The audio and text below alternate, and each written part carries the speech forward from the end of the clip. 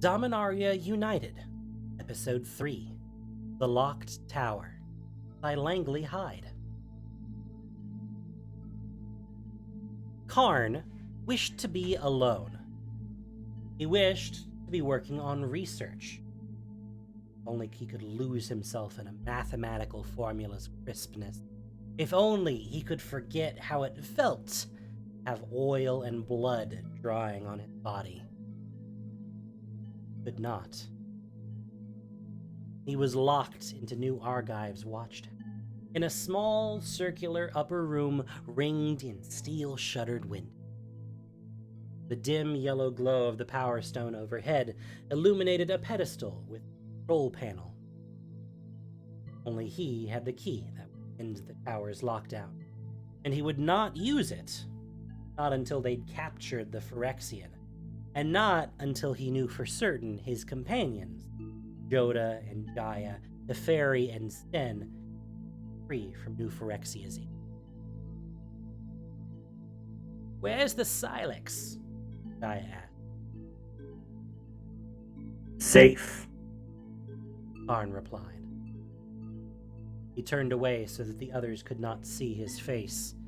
He needed a cloth, but could not generate one. He held out his hands and drew particles from the ether, creating a small wire brush, identical to the one he'd used so many years ago to clean himself. Ursus or palms fizzed with magic. Karn loud.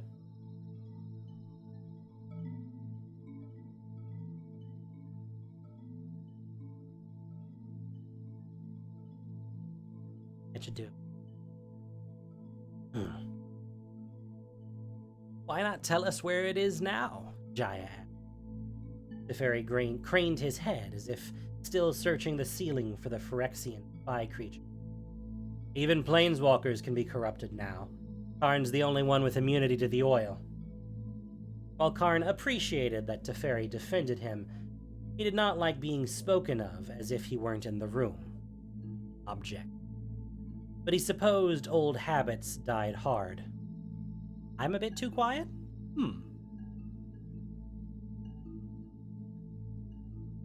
Interesting.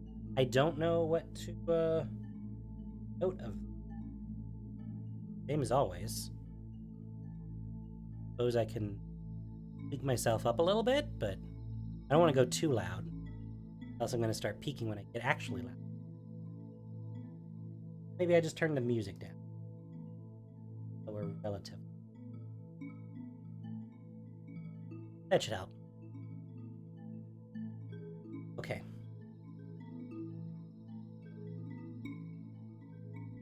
While Karn appreciated that Teferi defended him, he did not like being spoken of as if he weren't in the room, if he were an object. But he supposed old habits died hard. Teferi had been Urza's student before Karn's birth. I'm not a spy. Jaya seemed insulted. You wouldn't know it if you were. Stenn. "I have a plan to find and defeat Sheoldred," Karn said. "I will tell you what it is once we have secured the tower."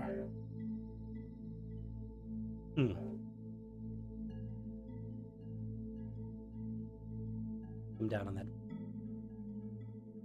Jodah rubbed his temples, looking irritable, drawn. Karn suspected portaling them all had strained the mage's capacity. Jodah said, "I'll trust you. I should have done so sooner anyway."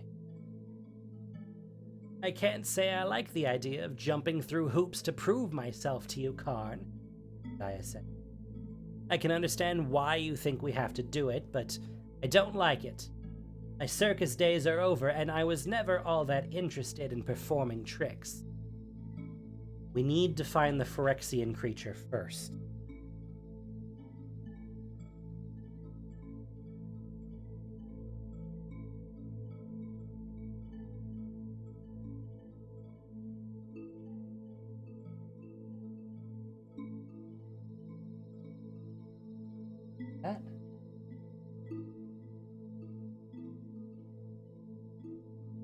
That? Testing, testing, 1, 2, 3. Okay. Splitting up will be the most efficient way to search for the creature, Karn said. Jaya and I can take the upper floors, Jodah said. Teferi and Karn can take the lower. That leaves me alone for the basement level. I suppose that's just as well. Mostly one big boiler room. I'm liking this plan less and less. At least we got it solved out the way pretty early in this.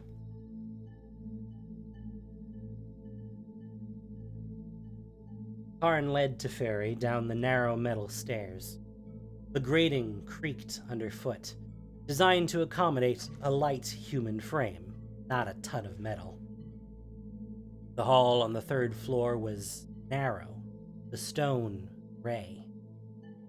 A click, and mechanical lamps flickered into dim light. The toggle that controls the lights is next to the door. It may have passed this direction. Karn touched his fingers to the blood and slime trail on the wall at his shoulder height. Let us follow it. The trail terminated at a door labeled Storage, Waterwork. Blobs of slime coated the hinge, as if the creature had squeezed through the gap. Teferi crouched. He did not touch it, but his hand hovered over the hoop. Up at Karn. Should we call the others? Not yet. Karn paused. We don't know if the creature is still here. Teferi opened the door a crack. Paused. When nothing jumped through the gap, Teferi swung it open and stepped through. Karn followed. Tall racks of unused copper pipes loomed to one side. The other side had little shelving that held wooden crates brimming with gears, flanges, and valves. Karn could see no further sign of the creature's passage. Nonetheless, Teferi, let us search the room. the tight passages between the storage racks were designed to admit humans. Karn felt large and unwieldy. His elbows clanged against pipes, and he jostled boxes, pressed through the narrow aisles. He paused, then knelt, ducking awkwardly under a low-hanging steam pipe. Blood dripped from the underside of a shelf. He traced the fluid upward to its source. It looked as though several pipes were bleeding. A throbbing chunk of meat had attached its barnacle-like copper. It released a gout of acid, dissolving the metal, and then regurgitated a metallic barb from its side. Karn reached out to the fleshy deposit and crushed it. Karn, I need you to come over here.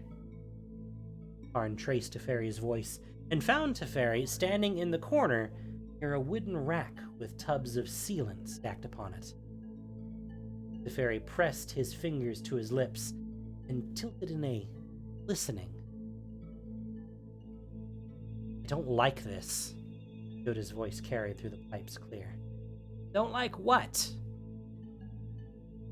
Karn frowned at Teferi.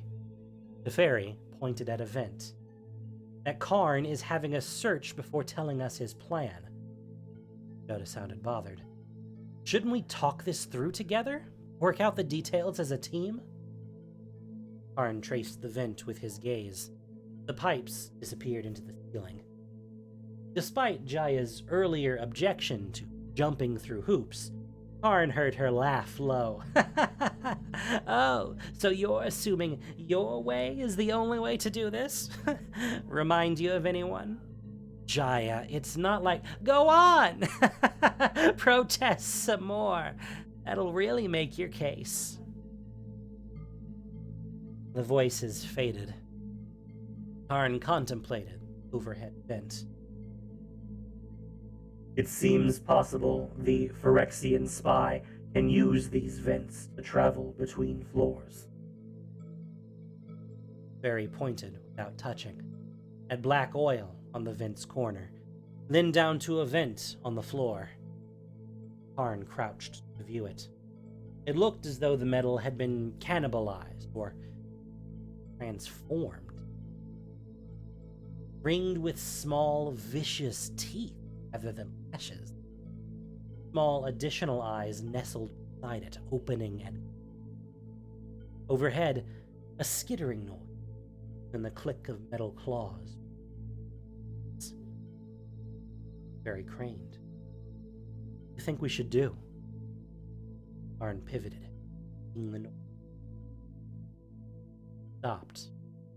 Lost it. Unlike the others, you don't seem to take issue with my unilateral creation of a plan.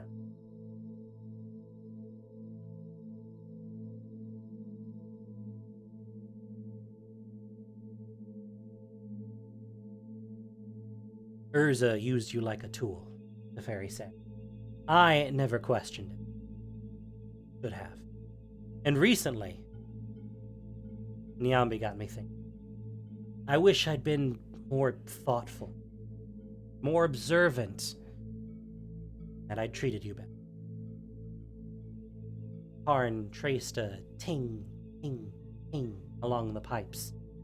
He pursued it into the storeroom's corner and then located a small vent. Slime and blood on the metal plots, thick and clotting. We must proceed back to the stairs, then down to the second floor. Karn led Teferi back into the stairwell. The metal creaked under his weight, but did not bend. The bolts fixing it, stone held. Teferi's words had fallen short of an apology, but had been heartfelt. Karn understood that what he was about to do was manipulative. Current conversation, but he felt he had little choice. Thank you, Teferi. I need your help. Even I cannot watch the Silex continuously using the scryer. I have hidden it in a sea cave by Talaria West. Teferi nodded, solemn. I honor your trust in me. I can help you guard it.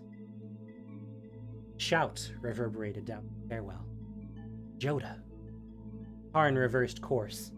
He sprinted up the stairs, the grate rattling under his footsteps. Teferi ran after him, a touch slower due to his human limitations. Karn located Jodah and Jaya on the 4th floor in a small office located off the main corridor. Jodah flung the squid-like Phyrexian off him, and it splattered into a wall. Jaya pressed her hands together and blasted it with white-hot flame, and the creature split into 2 halves, avoiding the fire. Each half sprouted multiple, multi-jointed legs from its gory insides. Hungry mouths bloomed along its carapace, ringed in tiny, razor-sharp teeth. Jaya parted her hand, dividing her flame to pursue each half. The creatures split again, this time into 4 small chittering beasts with dozens of legs growing from central gobs of flesh twined around with cables. Creatures scattered, each going in different directions. Karn stomped on one that attempted to squeak past him on the floor. Jaya brought her hands together, trapping one between sizzling gouts of flame. I wouldn't eat them, she said, but they sure do fry up nice. The creature cried out as it died, a high-pitched noise that subsided into a bubbling whine. Jodah gathered more white energy between his hands, but the other creatures had skittered away. Barry arrived, panting at the door, hands held at the ready, just in time to see the creatures squeeze themselves through the cracks in the stone, leaving behind nothing but glistening oil and mucus as a sign of their escape. The 4 of them stared at the destroyed office, the smoldering papers, shattered chair. Stenn arrived, dripping with sweat. Tried to peer around Teferi. Stepped back, over. He wiped his forehead against his... Whew. Too many stairs. Puffed. They split like that, Teferi said, and we can't know how many are in the building. Karn lifted his foot to examine the pulp beneath it. Interesting. While some people might find fighting an unknown number of opponents that can seep through walls and attack at any time interesting, Jaya said, I can think of a good 100 other ways I'd like to spin the evening. Karn, Jodah said, please, just tell us your plan and the Silex's location. Teferi, carefully, didn't look at Karn. For all these years, can you trust none of us? No. Wise, Stenn said. If Sheoldred knew the Silex's location, she would stop at nothing to attain it. Since any of us could be a sleeper agent, we can't risk having that become common knowledge.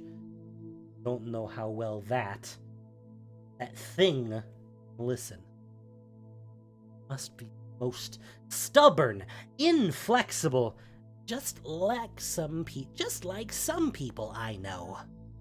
Jaya sighed. The least we can do is develop a way to locate the creature, doing us no good searching for it blindly. We have biological samples, Karn said. Jodah knelt to examine the goop. Sighed. If I developed a tracker of some sorts, using that material, it could follow organisms with similar tissue. But it wouldn't be some Phyrexian. It would only be able to locate that one creature and whatever it's split into. Sounds better than nothing, Jaya said. Jodah looked up at Karn. Could you generate impenetrable metal shells around the material? I don't want to risk handling it, but we'll need to have the organic matter with us to guide and power the spell. Yes, Karn said. Do you have further guidance regarding the object's construction? Jodah considered, then added, put a needle on it. I'll enchant that directly to guide us. Similar to a compass, Karn said. Jodah nodded. Karn created the metal item to Jodah's specification. He created one to be the size of a clamshell, small enough to fit human hands, and built it up around a gob of Phyrexian flesh. Handed them. While Jodah grasped them and muttered, weaving his radiant spells, Karn stepped off to the side. In a small nook between crates, he kept his back to the others and generated a miniature scrying device, similar to the one he had made in Oyster Bay, but smaller. When he was done, he intended to hang it on the chain around his neck alongside the weatherlight. He missed Ajani and wished the Leonin was here to help him. A haze filled the crystal. Karn frowned. Johnny. Was he? The scryer stuttered, then resolved. Ajani seemed to be fighting. Karn could not make out the shadowed forms that Ajani exchanged blows with, but he suspected them to be Phyrexian. Explained the scryer's difficulty focusing. The image clarified, and Karn saw Ajani speaking with a young Capuchin knight, a woman with a brash set to her shoulders. He sought the sea caves by Talaria West. No Phyrexians searched the coast. The area seemed serene. If Teferi was a spy, he had not yet reported to Sheoldred. Karn frowned. Karn, Jaya stopped. Frustration clouded her face. What's that? Stenn peered around her. Yes, what is that? Karn hung it from the necklace. It is not of concern. Jodah finished your amulet. Jaya handed it. He's almost done. Karn inspected it. Its locator needle bobbing between 2 points as if confused. Pocketed it. I'm going to return to checking the upper floors. Jaya moved to go after him, but Karn lifted a hand to stop her. Your long-standing friendship aside, I do not think your quick tongue has a calming effect. True, Jaya conceded. Then, given this creature can ooze through walls, are there maintenance areas we should be checking for infestation? Crawl space? Yes, actually, said. There's an elaborate venting system to allow air to escape from the lower levels, should the city need to retreat into the earth for defensive reasons. Whistled, clearly impressed. I'll go with Jodah. Then I shall take the basement alone. Better the you than me, Stenn said, fervent. That room is disconcerting. So much noise from the boilers that you'd never be able to hear something sneaking up on you. Karn waited until Stenn, Jaya, and Teferi had left the room. Headed down into basement level, the locator in his palm. If Jodah were compromised, would the enchantment work? The basement level consisted of a short but broad corridor edged with pipes. Unlike the pipes in the storage above, these were live, hissing with steam, their shutoffs cranked open, their valves leaking. The room held boilers and hydraulics constructed with intricate beauty from copper and steel, each rivet lovingly set, integrated with grand technology. Ah, Karn! Jodah entered the boiler room, shouting to be heard over the din. Teferi followed him. I've been looking for you. I think I need to recalibrate the locator so that the needle only points toward the nearest creature. It's also having a hard time differentiating up from down. If you could... Jaya and Stenn opened the door. Just who I was looking for, Jaya said. This thing you made isn't working, Jodah. It's useless. It's on pointing, then moving, like it can't make up its mind. But Jodah stared at her. Are you bleeding? Jaya clutched her arm. Her eyes narrowed. Ever seen a flesh wound before? Why didn't you tell us? Jodah asked. He glanced over at Karn meaningfully. Karn handed Jodah his locator. Why would I? I'm not 5 years old. Sounded insulted. It's just a scrape. It's not what I meant. Jodah stretched his fingers over, pulling up a meshed spell network, the device, and tweaking it. He flicked his fingers down, and the spell settled back into the metal. Jodah returned the locator to Karn. What if glistening oil has gotten inside you? It didn't, Jaya said, icy. That's true, Jodah said. Then why hide it? I wasn't hiding it, Jaya asked. It just wasn't important. In the floors above, a rattling, then a boom. It sounded like something had overturned one of the racks filled with pipes. Karn calculated that several dozen pipes must be rolling on the floor to create such a din. It must be upstairs. Teferi, Stenn, you investigate with Jaya. Teferi nodded, his face solemn and his eyes on Jaya. Perhaps he thought Karn intended for him to watch Jaya due to her wound. Karn did not think glistening oil could infect so quickly, and yet... Sure. Jodah handed a locator to Karn. Could you change the needle so it rests on a bearing? Or at least something that can pivot? I think it should be able to point up and down as well as in a circular motion. Karn nodded and set to work at altering the mechanism. Jodah leaned over the locator. He drew his hands over them, pulling up the spells so they hovered mid-air in delicate, glowing magical networks. He tinkered, altering how the nodes and colors connected. Normally, Karn enjoyed working at someone's shoulder on a mechanical task. It was peaceful. But not so with Jodah. Jodah leaned back on his heels and pushed his unkempt hair back from his face. He wore a rueful expression, its ageless quality at odds with his apparent youth. You've seemed different since you returned from New Phyrexia. When Karn had returned to find that Jodah and Jaya had been involved while he was away, he'd been startled and uncomfortable. Even though Jodah and Jaya's relationship had not continued, its after effects had. Karn considered responding more. But who knew what a moment of honesty might reveal? Recently, the way you offer advice has reminded me of Urza.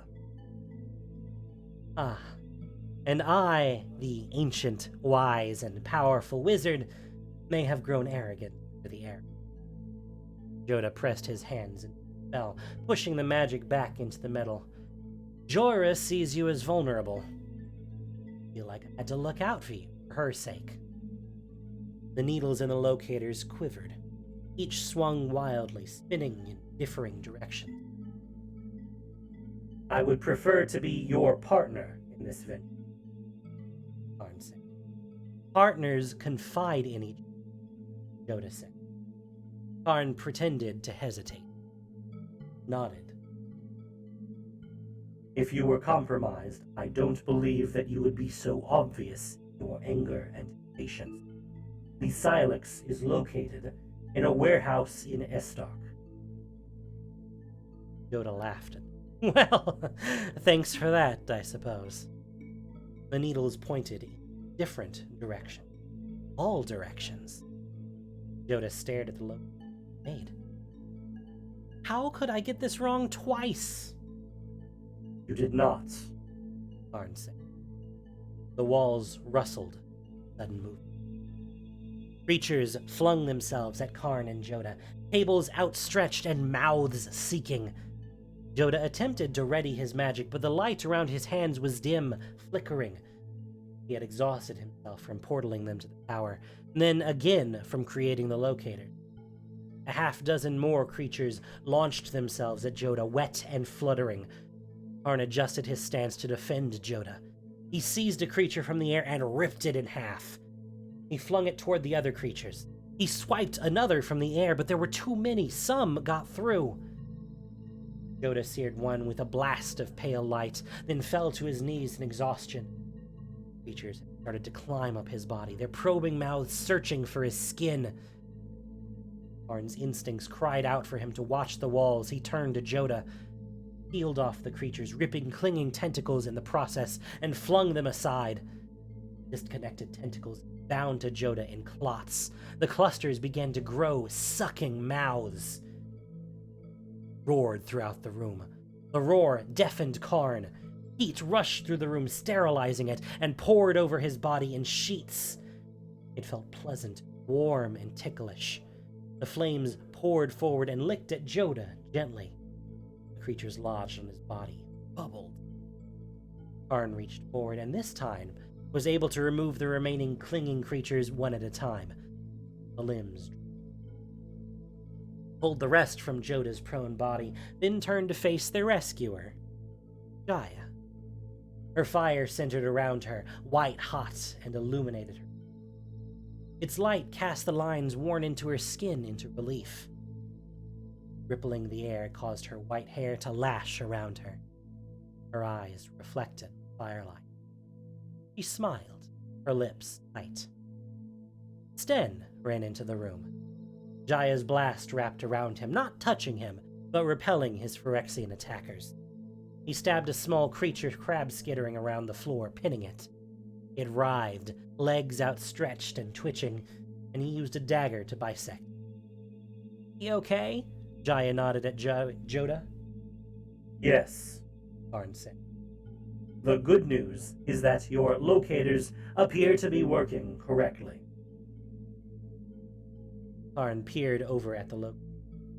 They pointed upward, but their needles did not quiver with tension they had in the moments before the attack. He picked up his locator, then turned to the walls to see how the Phyrexian creatures had crept up on them. Had found no hints as to how so many had approached undetected. Inside the walls, Thran technology glistened gold, probably connected to the power stone, powered the hydraulics. Ah, what a relief! Jodah's laugh turned into a cough. Where's Teferi? Stenn asked. You'd think he would have heard the commotion. The silence descended into discomfort. What if this mass attack had been but a distraction, so that Teferi could try to transmit the Silex's location to the Phyrexians? What if the Phyrexians even now searched Talaria West, laying waste to its coast? Karn wished to look in his scryer, but dared not give away his advantage. I'll go look for him, Jaya said. Karn moved to join her, placing himself at her side. Perhaps he would have an opportunity to examine his scryer. And I as well.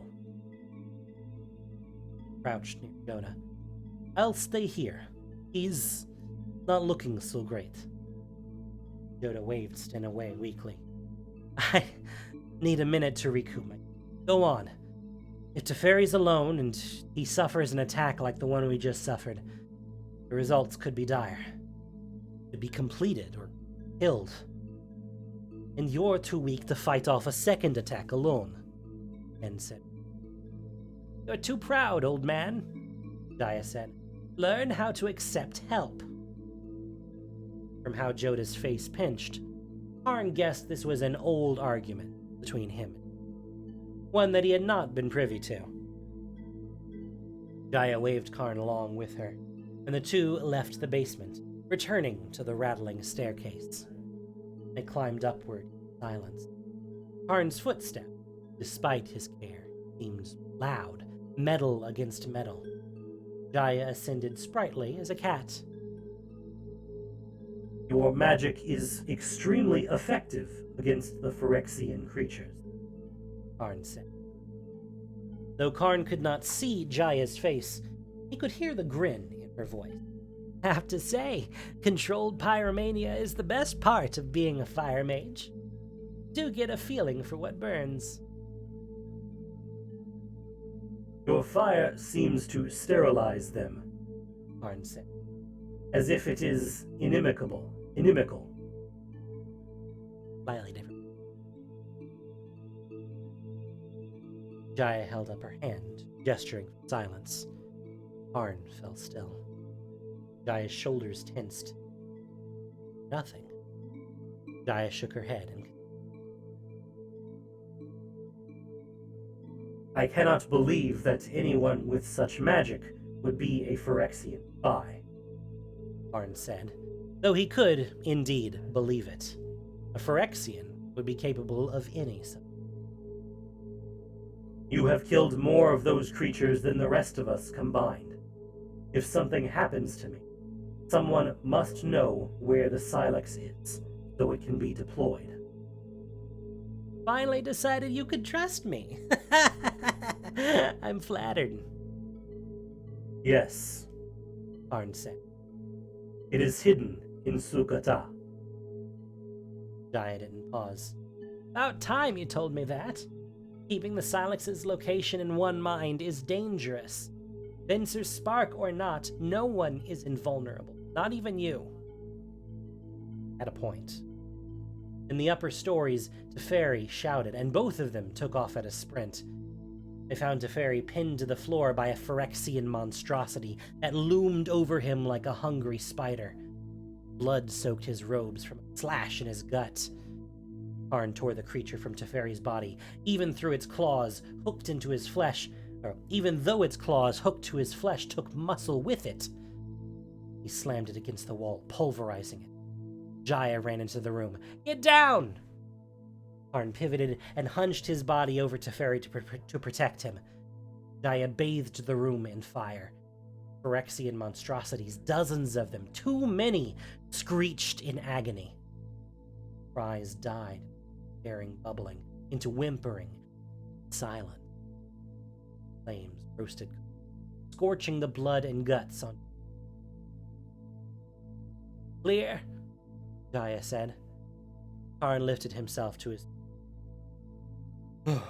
Karn, thank you. Teferi patted the top of his hair and found it unsinged.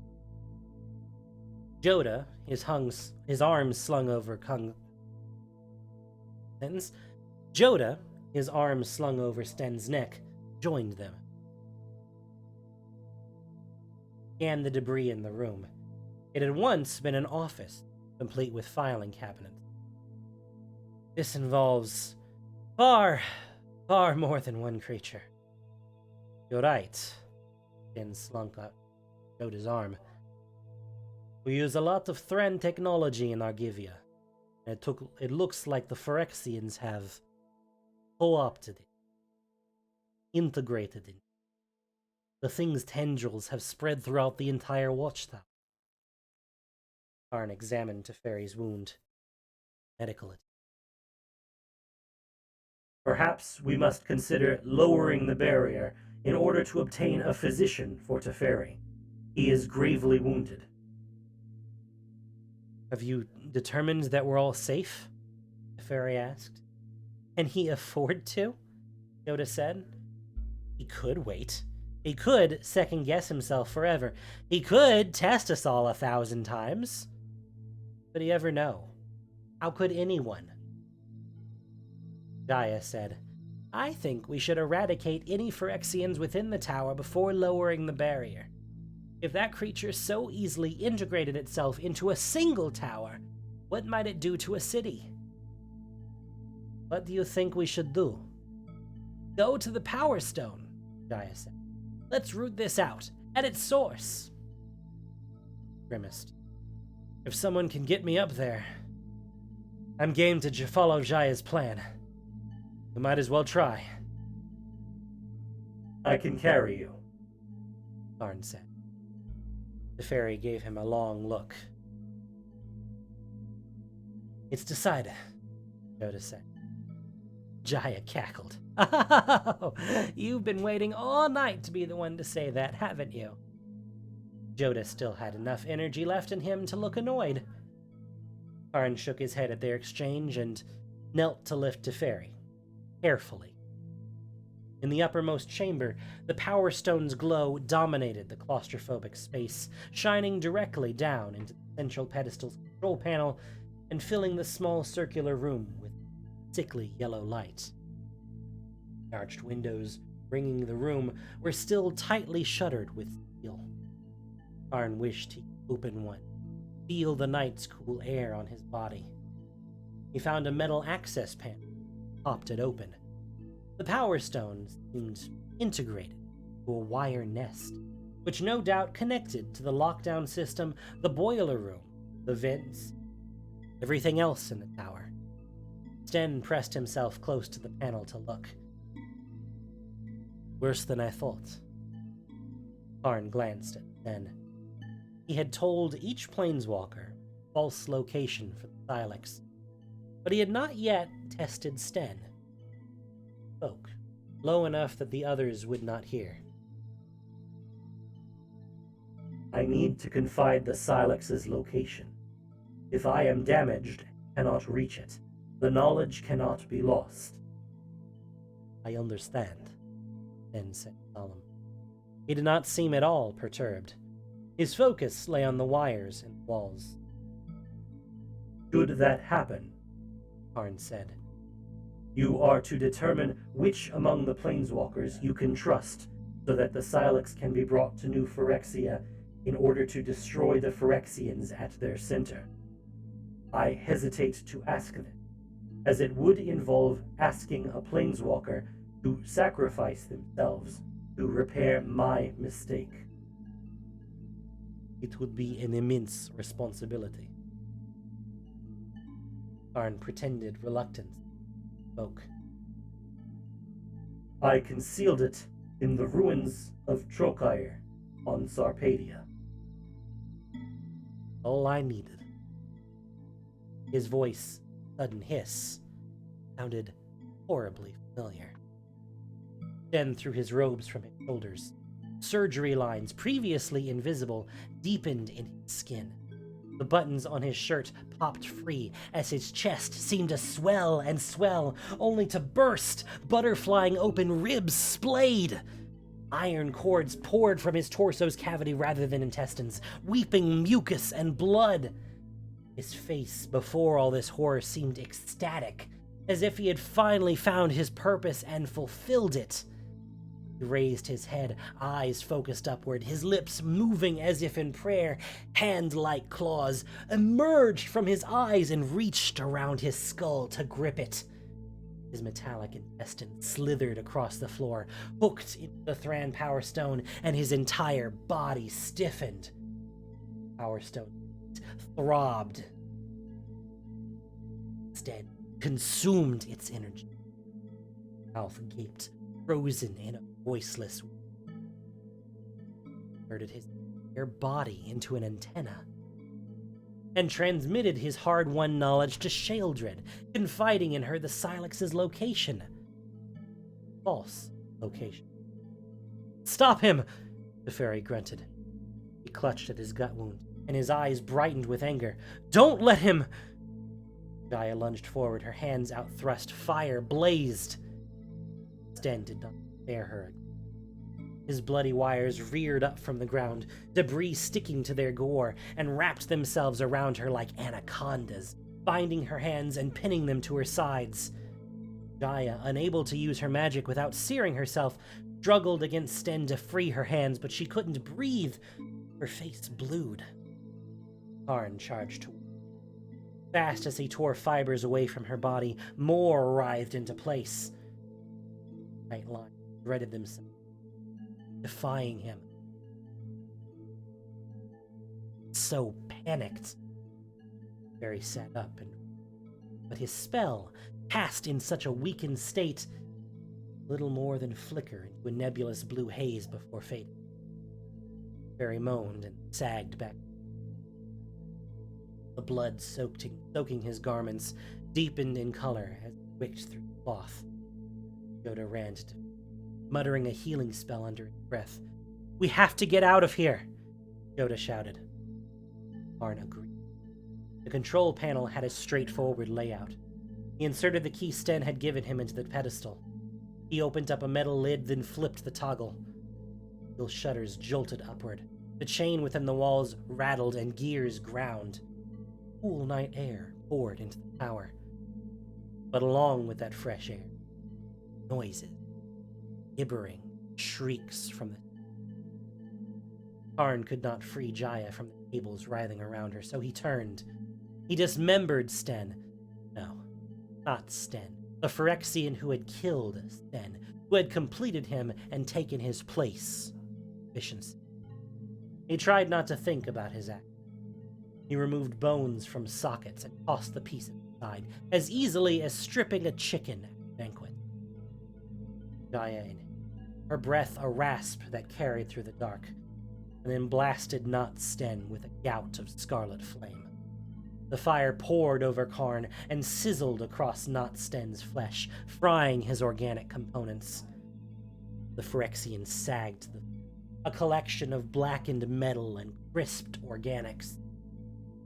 Jodah looked up at Jaya. His hands lay stretched over. "I'm too exhausted to heal him. I can keep him from bleeding out, but that's about it. We need help." It is time I call the Weatherlight. "Why don't we give it a few more minutes, until things are really desperate?" Jaya said. Karn opened the summoning amulet from his locket.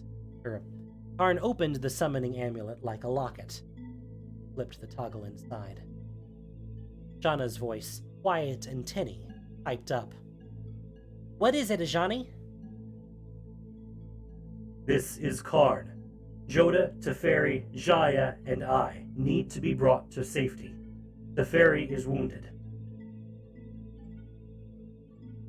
There was a pause from the other. "Your location?" "Argivia, in the watchtower, under attack by Phyrexian." Phyrexians? Karn could hear the weatherlight creaking in the winds. When she spoke again, her voice sounded calm and determined. "You're in luck. We're not far. If the winds favor us, we'll be there soon." "Understood." See you soon. Shauna out. The Phyrexian noises seemed to be getting closer, echoing through the vents between the walls. Squeaks and burbles punctuated mechanical clicks and fleshy rustles. The entire tower was infested. Perhaps even the entire city. Stenn had overseen rooting out Phyrexian agents. It was fair to assume he had done the exact opposite. Teferi is too wounded to move. We must hold out until Shauna arrives. Jaya, you seem to be in the best shape among us. You will lead. I will take up a central position as I must defend Teferi. Jodah, keep watch at the rear. Jodah opened his mouth. Jaya lit 2 fireballs in her hands. She weighed them, raised her eyebrows at Jodah, abashed, closed his mouth. After a moment, he spoke, smiled. I was going to say that this is an excellent plan. Whew. And that was the Among Us episode, I guess, huh? Oh, that was pretty good. I enjoyed that.